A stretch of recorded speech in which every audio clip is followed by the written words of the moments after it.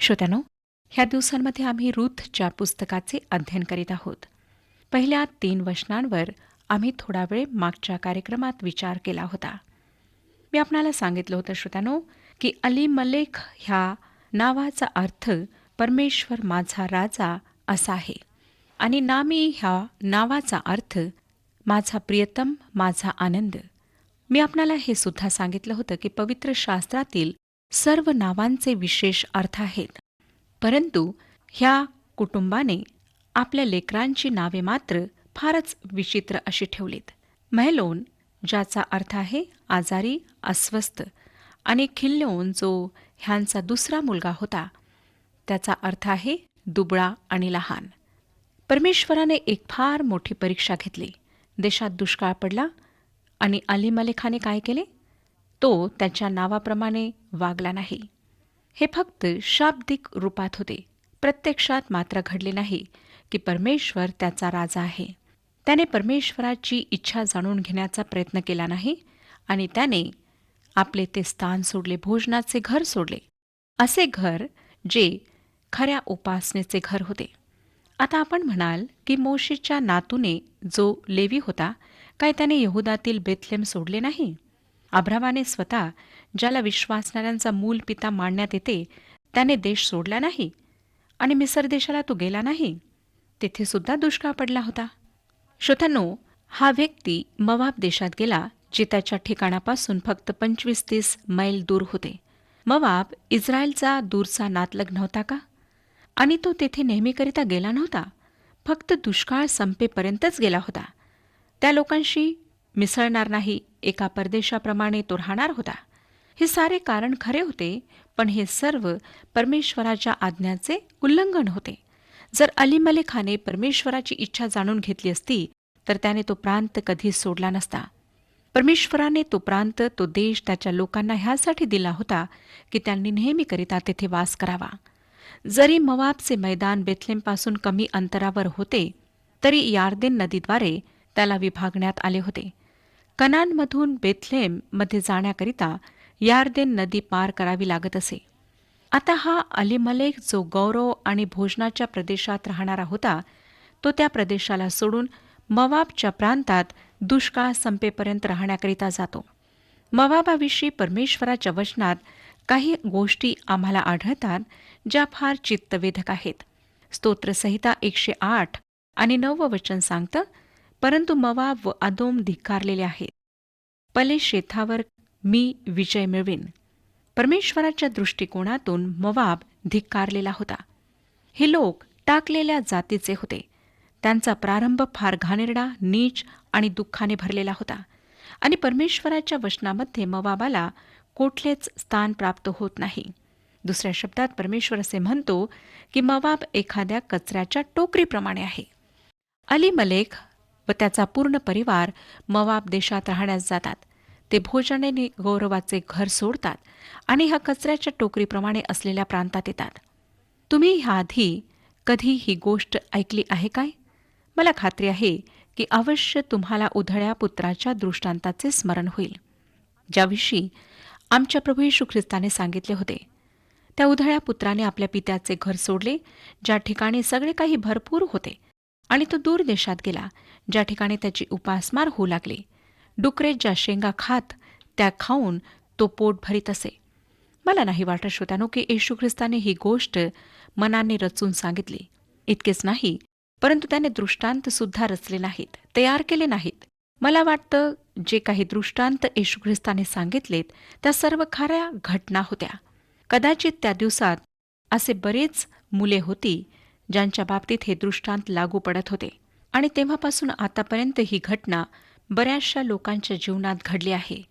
येथे एका उधळ्या परिवाराची कहाणी आहे. दुष्काळ पडला तेव्हा ते आपला देश सोडून दुसऱ्या देशात गेलेत. ते आलेल्या स्थितीचा सामना करू शकले नाहीत. ते घाबरून गेलेत. पवित्र शास्त्र बायबलमध्ये 13 दुष्काळांचे वर्णन आम्हाला वाचायला मिळते. त्यापैकी हा एक दुष्काळ आहे. परमेश्वराच्या वचनात ह्या ज्या दुष्काळांचे वर्णन आहे, हे दुष्काळ लोकांवर दंडाच्या, न्यायाच्या रूपात आलेत. ही वेळ शास्त्रांच्या काळातील अंधकारपूर्ण वेळ नाही आहे, परंतु ही घटना त्यावेळी घडली ज्या वेळेला घोर अंधकाराची वेळ मांडण्यात येते. त्यांना हा विश्वास नव्हता की स्तुती आणि भाकरीचे घर बेथलेममध्ये परमेश्वर त्यांची काळजी घेऊ शकेल, त्यांचा सांभाळ करू शकेल, आणि त्यामुळे हे लोक मोवाब देशात पळाले. माझी इच्छा आहे श्रोत्यानो की आपला ह्या कुटुंबाशी परिचय व्हावा. फारच मजेशीर कुटुंब आहे हे. आम्ही त्यांच्या नावांचा अर्थ पाहिला. हे सर्व मोवाब देशात गेले आणि तेथे स्थायिक झालेत. उधळ्या पुत्र जरी डुकराच्या ठिकाणी राहत होता तरी शेवटी त्याने म्हटले की मी माझ्या पित्याकडे जाईन. उधळी लोक पुष्कळदा जेव्हा डुकराच्या राहण्याच्या ठिकाणासारख्या घाणेरड्या स्थळी राहतात तेव्हा त्यांचे डोळे उघडतात, त्यांना होश येतो. हे कुटुंब सुद्धा बरेच वर्ष तेथे राहिले. आपणाला माहीत आहे का की जे कुटुंब परमेश्वराचे आहे ते जेव्हा परमेश्वरापासून दूर जाते तेव्हा त्यांचे काय होते? त्यांना त्या दूरच्या स्थानी फटके बसतात, चाबकाचे फटकारे मिळतात. उधळ्या पुत्राचा पिता सुद्धा म्हणू शकत होता, जा आणि माझा चमड्याचा कोडा घेऊन या. मी ह्या मुलाची चमडी उधळतो. हा पळपुट्या माझे सर्व पैसे बर्बाद करून आला. माझी इज्जत, मान मरातब त्याने धुळीस मिळवले. आज मी ह्याला चांगला धडा शिकवणार.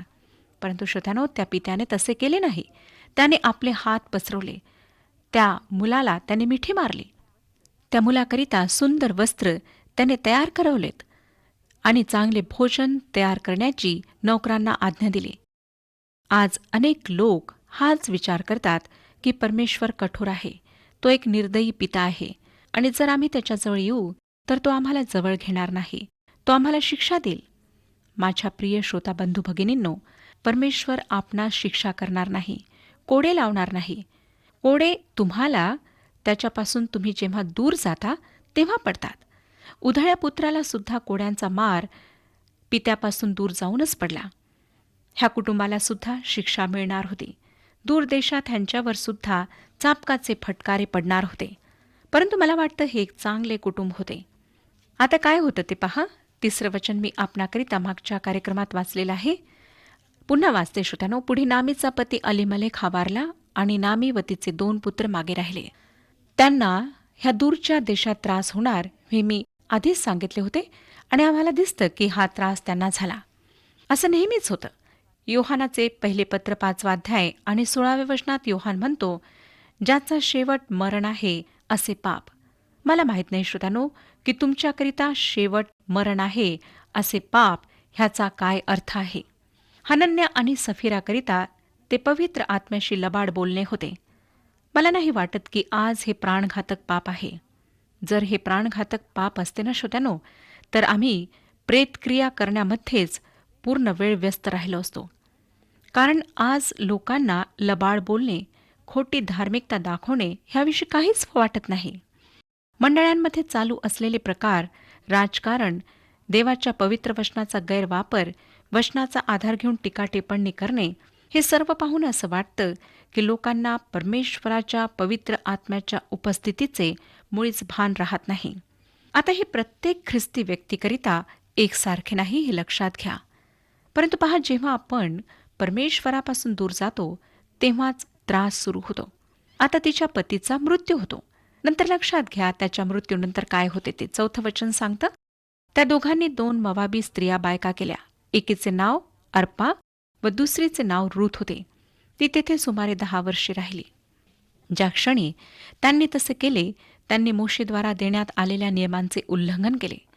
दुसरे पाऊल नेहमीच धर्मत्यागाचे असते आणि हे पापामध्ये निरंतर गुंतून राहणे, अधिक पापांच्या राशी वाढवणे होय. आणि हेच त्यांनी केले. त्यांनी मोशेचा करार मोडला आणि मोवाब देशातल्या मुलींशी लग्न केले. अर्पा म्हणजे हरिण किंवा हरणाचे पाडो. ह्याचा अर्थ ती धट्टीकट्टी होती आणि आपणाला आश्चर्य वाटेल की अशा धट्ट्याकट्ट्या मुलीने ह्या आजारी दुबळ्या मुलाशी लग्न का केले, परंतु तिने केले. अर्पानंतर आम्ही अशा एका स्त्रीकडे येतो जिच्याबद्दल जाणून घेण्यास आपण सर्व उत्सुक आहात. रूथ. मी तुम्हाला तिच्या नावाचे 10 विभिन्न अर्थ सांगू शकते. रूथ म्हणजे सुंदरता, म्हणजे एक चांगले व्यक्तिमत्व, आणि हे गुण तिच्यात होते. ती सुंदर होती पण मुकीन होती. ती एक ठळक लक्षात येणारी स्त्री होती आणि मला खात्री आहे श्रोत्यानो की आपण सुद्धा तिच्यावर प्रेम करण्यास आता सुरुवात कराल. कारण ती येशू ख्रिस्ताच्या पूर्वजांपैकी एक होती. दुसऱ्या शब्दात येशू ख्रिस्ताच्या मानवीय स्वभावात रूथचे रक्त त्याच्या रक्तवाहिन्यातून धावत होते.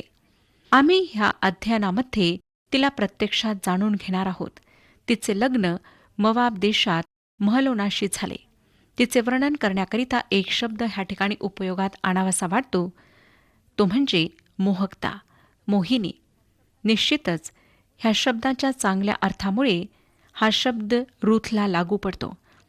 तिने ह्या नेहमी आजारी राहणाऱ्या पुरुषाशी लग्न का केले हे समजणे पहिल्यांदा कठीण वाटते. परंतु मला वाटतं श्रोत्यानो की नंतर आम्हाला ह्याचे कारण कळून येईल. आता हा उधळा परिवार एका दूरच्या देशात आहे. त्रास सुरू झाला आहे आणि ह्या मातेला आणि पत्नीला अधिक त्रास होणार आहे. तिचा पती तिला सोडून गेला आहे आणि दोन्ही पुत्रांनी मवाबी स्त्रियांशी लग्न केले आहे. 5वं वचन सांगतं, नंतर महलोन आणि खिल्योन हे दोघे मरण पावले. याप्रमाणे नामी आपले 2 मुलगे व आपला पती यास अंतरली. आता हे होण्याची शक्यता मला वाटतच होती. तिचे दोन्ही आजारी दुर्बळ पुत्रसुद्धा मरण पावलेत. तिचा संपूर्ण परिवार उद्ध्वस्त झाला होता. 6वं वचन, परमेश्वराने आपल्या लोकांचा समाचार घेऊन त्यास अन्न दिले आहे असे वर्तमान तिला मोवाब देशात कळले. तेव्हा त्या देशातून आपल्या दोघी सुनांसह परत जाण्यास ती निघाली. वचनदत्त देशात दुष्काळ संपला आणि बेथलेमात पुन्हा भोजन सामुग्री उपलब्ध झाली. आणि नामी आता विचार करते की मी आपल्या प्रदेशात पुन्हा वापस परतावे. 7वं वचन, ती आपल्या दोघी सुनांसह राहत होती. तेथून निघून यहुदा देशीत जावयास मार्गस्थ झाली. आता नामी तिच्या सुनांसोबत एखाद्या प्रौढ व्यक्तीप्रमाणे बोलून त्यांना बेथलेमात परतल्यावर काय परिस्थिती उद्भवेल ह्याविषयी सांगणार आहे. मवाबी व इस्रायली एकमेकांसोबत कुठल्याच प्रकारे संबंध ठेवीत नसत. नंतर आम्हाला आढळतं की इस्रायली सामरी लोकांशी सुद्धा कुठलाच संबंध ठेवीत नसत. नामी स्वतःच्या सुनांना सांगते की मवाबी असल्यामुळे त्यांना बेथलेमी जाणे किती महाग पडेल. त्यांचे पुन्हा लग्न होऊ शकणार नाही. त्यांना गरिबीत व वैधव्यात संपूर्ण जीवन कंठावे लागेल, कारण नामीने आपली सर्व संपत्ती गमावली होती. 8वं वचन, नामी आपल्या दोघी सुनास म्हणाली, तुम्ही दोघी आता आपापल्या माहेरी जा. तुम्ही जशी मृतांवर व मजवर माया केली तशीच परमेश्वर तुम्हावर करो. नामीजवळ सुनांकरिता चांगले शब्द होते. ती परदेशातील आपल्या सुनांची प्रशंसा करीत आहे. 9वं वचन सांगतं, परमेश्वर करो आणि तुम्हास पतिगृह प्राप्त होऊन विसावा मिळो. मग तिने त्यांचे चुंबन घेतले व त्या हेल काढून रडू लागल्या. हा एक स्त्री स्वभाव आहे. ह्या 3 स्त्रिया मवाब देशात एका मार्गावर उभ्या आहेत आणि रडत आहेत. 10वं वचन, त्या तिला म्हणू लागल्या, नाही नाही, आम्ही तुम्हाबरोबर तुमच्या लोकांकडे येणार. आता ह्या दोन्ही सुनांचा निर्णय आहे की आम्ही सुद्धा तुमच्यासोबत येऊ. 11वं वचन, नामी म्हणाली, माझ्या मुलींनो परत जा. तुम्ही मजबरोबर का येता? माझ्या पोटी का आणखी पुत्र आहेत की ते तुमचे पती होणार? मोशेच्या नियमाप्रमाणे जेव्हा माणूस मरतो तेव्हा त्याच्या जवळच्या नातलगापैकी एकाने त्याच्या पत्नीशी विवाह करावा असा नियम होता. हा फार वेगळा नियम होता, ह्या शंका नाही श्रोत्यानो. आणि आम्ही रूथच्या पुस्तकात नंतर नातलगाद्वारे सोडवणुकीविषयी पाहणार आहोत. पुढे 12 आणि 13 वचने पहा. माझ्या मुलींनो माघारी जा, मी आता वृद्ध झाले आहे. नवरा करण्याचे माझे वय नाही. मी म्हटले की मला पती मिळवायची आशा आहे व आजच रात्री तो मिळाला आणि मला पुत्रही झाले. तरी ते प्रौढ होत तोपर्यंत तुम्ही त्यांची वाट पाहाल काय? त्यांच्या अपेक्षेने तुम्ही नवऱ्या वाचून राहाल काय? छे छे, माझ्या मुलींनो, तुमच्यामुळे मी मनस्वी कष्टी होत आहे. परमेश्वराचा हात मजवर पडला आहे. आपल्या लक्षात आले का श्रोत्यानो की परमेश्वराने नामीच्या कुटुंबाचा न्याय केला आणि नामीने त्यांना सांगितले की तुम्हाला ह्या सर्व गोष्टींचा सामना करावा लागेल. त्यांनी त्रास भोगावा, परमेश्वराच्या न्यायाला बळी पडावे अशी तिची मुळीच इच्छा नव्हती. 14वं वचन आम्हाला सांगतं पुढे, मग पुन्हा त्या हेल काढून रडू लागल्या. अर्पाहीने आपल्या सासूचा मुका घेतला, पण रूथ तिला बिलगून राहिली. आता आम्ही अशा ठिकाणी येत आहोत जेथे ह्या तिघींचे मार्ग वेगवेगळे होतात. ज्याप्रमाणे मी आपणास सांगितले होते की आपण मवाबाच्या कुठल्याही मार्गाने गेला असता तर कदाचित आपणाला ह्या स्त्रिया दिसल्या असत्या आणि आम्ही जर तेथे गेलो असतो तर आम्ही हाच विचार केला असता की काही विशेष घडले नाही.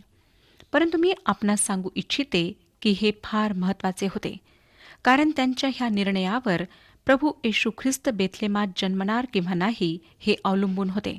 हा निर्णय योग्य नसता तर भविष्यद्वाणी खरी ठरली नसती. ह्या ठिकाणी फार महत्वाचा निर्णय घेण्यात येणार होता. आम्हाला आढळतं की अर्पाने आपल्या सासूचा निरोप घेतला, परंतु रूथ तिला बिलगून राहिली. अर्पा आपल्या शब्दापासून मागे फिरली आणि अगदी हेच नामीने म्हटले होते. 15वं वचन सांगतं, तेव्हा ती म्हणाली, पहा, तुझी जाऊ आपल्या लोकांकडे व आपल्या देवाकडे परत गेली आहे, तर तूही आपल्या जावेच्या मागून जा. अर्पा पुन्हा परत आपल्या मूर्तीपूजक लोकात वापस परतली व त्यासोबतच पवित्र शास्त्रातून वचनातून तिचे नाव सुद्धा लुप्त झाले. नामीची इच्छा नव्हती की तिच्या सुनांनी तिच्यासोबत बेथलेमाला जावे. का? कारण तिच्या मुलांनी मवाबी मुलींशी लग्न केले म्हणून तिला लाज वाटत होती का? अन्य आप्तांपासून ती हे लपू इच्छित होती का? असे काही कारण नव्हते श्रोत्यानो. नामी रूथचा निर्णय पारखत होती. देवासाठी तिने जे पाऊल उचलले आहे ते किती प्रामाणिक आहे हे ते जाणून घेऊ इच्छित होती. श्रोत्यानो, अर्पाप्रमाणे अनेक लोक स्वतःच्या स्वार्थासाठी देवाकडे येतात आणि कठीण प्रसंग येताच वापस परततात. परंतु आमचा विश्वास रूथप्रमाणे दृढ आणि आमचा निर्णय पूर्ण विचार करून घेतलेला असायला हवा. नामीला वाटले की तिच्या सुनांची परिस्थिती तिच्यापेक्षा भिन्न आहे. ती इस्रायली स्त्री होती व स्वतःच्या लोकांकडे परतत होती. तिला स्वतःच्या अविश्वासाचे परिणाम भोगायला मिळाले होते. रूथ तिच्या निर्णयात अटल होती. तिच्या हृदयाला मृतांची आवश्यकता नव्हती, परंतु ज्या तिच्या हृदयाच्या आवश्यकतांना संतुष्ट करू शकतील अशा गोष्टींची आवश्यकता होती. रूथने योग्य निर्णय घेतला. तिचे नाव नवीन कराराच्या पहिल्या अध्यायातच आम्हाला वाचायला मिळते. त्या वंशावळीत तिचे नाव सापडते ज्या वंशावळीचा सरळ संबंध येशू ख्रिस्ताशी आहे. 16वं वचन पहा काय सांगतं. रूथ म्हणाली, मला सोडून जा आणि माझ्या मागे न येता परत जा असा मला आग्रह करू नका. तुम्ही जेथे जाल तेथे मी येईन, तुम्ही जेथे राहाल तेथे मी राहीन. तुमचे लोक ते माझे लोक, तुमचा देव तो माझा देव.